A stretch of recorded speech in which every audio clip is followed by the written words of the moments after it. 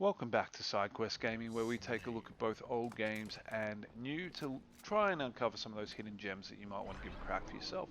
Today we're going to do something a little bit different. We're just going to play a little bit of Halo 3 multiplayer, and we're going to discuss a bit of the pros and cons of the Halo universe. The reason we're doing this is on the day of this video upload, it's one of my little brother's birthdays, and Halo played a really important role in our childhood, particularly Halo 3, but the Halo universe as a whole. We started playing through the original Halo campaign together when we were kids, and ever since then we've played every single of the Halos as they came out. From Halo 1, 2, 3, all the way through to the most recent ones, with the exception of Halo Infinite, even to the point where I would fly up to the state where he lives with my Xbox in a bag and bring it up so that we could play through the campaign together for the first time, always aiming to get through the legendary campaign and go through all that together, and it was a lot of fun.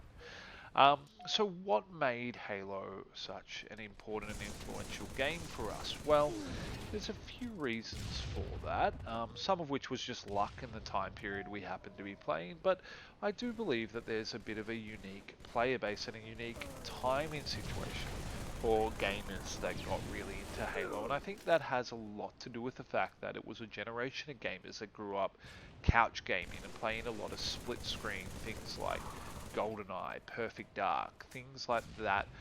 2 and 4 player split screen, going around to each other's houses, playing together around the same time that the online community opened up. So everyone started to really play these same games in a multiplayer format together, and I think that really helped kind of there being this common narrative and common game that we all gravitated towards.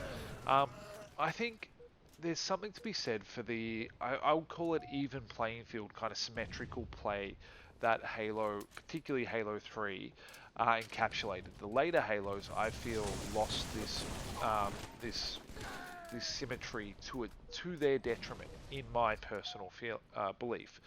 Um, in Halo 3, everyone starts off exactly the same loadout, same weapons, and position just on the playing field wherever most appropriate.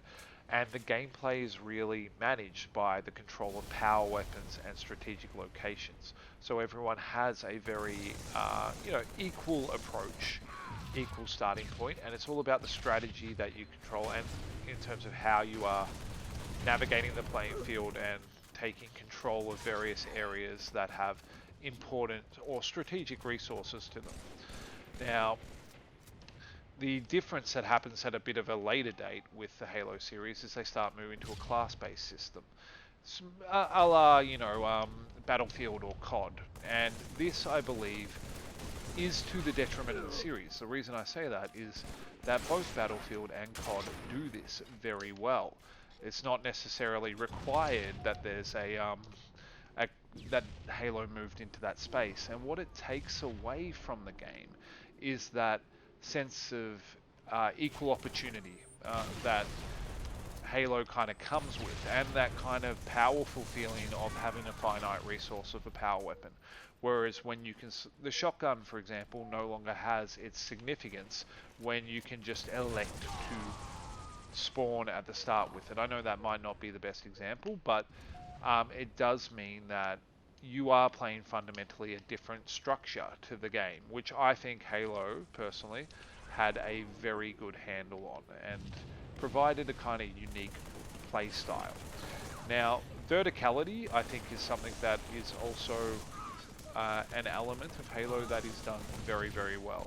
The very high jumps, the kind of interesting map design that provides multiple layers and levels of attack opportunity is quite a unique experience, not necessarily relying on jump packs or abilities to navigate, but instead providing the player with quite a variety of approaches to attack or defend from.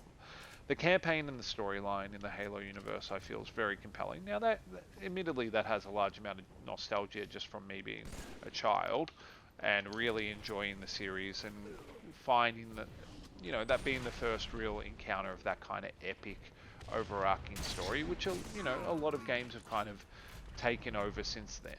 But it did provide kind of a solid foundation to then move into the multiplayer space as you became familiar with all the mechanics from the campaign itself.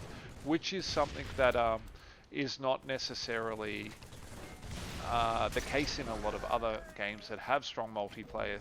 Might not necessarily have the same compelling storyline and single player experience to kind of let you become familiar with the game.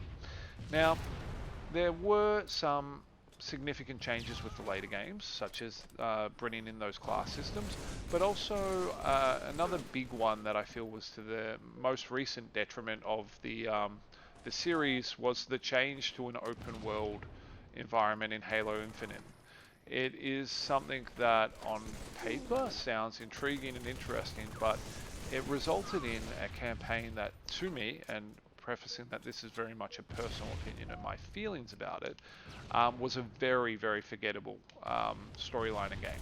I didn't necessarily hate it, I just don't remember it. I know I did the playthrough, I literally don't remember the story, I don't really remember enjoying it, I don't remember it standing out to me. And that's not through any fault of its own, other than it just became something other than what I personally associate with Halo. In terms of why I found this game to be such a success, one of the key factors is the speed at which the game moves. Games don't take very long to move through. It's both forgiving and punishing. What I mean by that is the recharging of the shields and the fact that it's not just an instant kill most of the time does mean that for new, there's a lower barrier to entry. It does take quite a few bullets to kill someone right off the bat. However, it is very rewarding to more experienced and capable players because you can, with headshots or strategic play, kill the enemy quite quickly. It's just a matter of skill in that respect, and some players become very, very proficient at this. I think that the maps are very well designed for the most part, and a lot of players will have their favorite map really quite close to their heart in this game. And I think that there is a real element of, I guess, variety in both the map pool and the play style.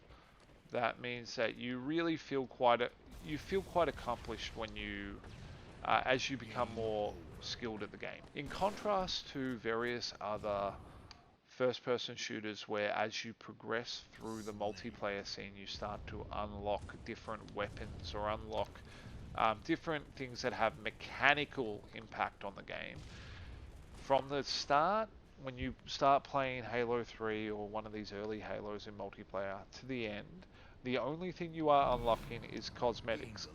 Now what that means is that really when you become better at this game, it feels earned. The relatively short round time, the 50 kill for Slayer for example, means that you can move through games at a really enjoyable pace. They're not too short, they're not too long. Overall, it's just a series of games that's really, really close to my heart. They have fundamentally shaped a lot of what I appreciate and enjoy about games early in my career. And the irony is that I don't particularly play a lot of first-person shooters. While I play any games really, the games I tend to really love are RPGs. I love really rich story-based games and strategy games. I would suggest the first-person shooters take up a far smaller segment of the games that I personally enjoy. But the Halo world, the lore, everything about it just really feels a special place for me. And I think there's a lot that people could look at from this universe and from this game to take away for game design.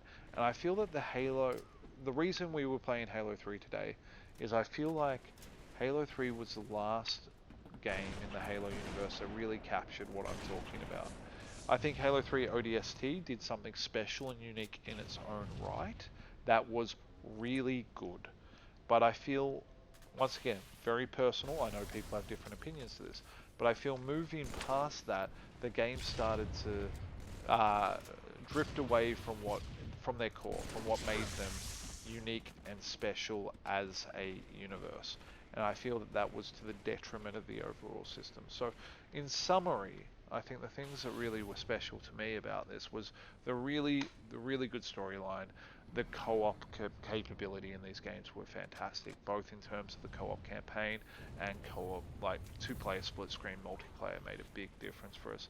I love that even playing field symmetrical play with condensed and close-knit maps that had just the right amount of space. You know, the modding community, or the custom map scene made a big difference. We are all familiar with the Pit and some of those really unique maps from the MLG days, and the verticality of the gameplay made a big difference. So, all in all, I just wanted to play a little bit of Halo 3 on my brother's birthday, and this video is to commemorate that, and hopefully kind of give people a bit of a blast to the past and inspire some people to jump back on some of their old favorites and, give them a bit of a whirl.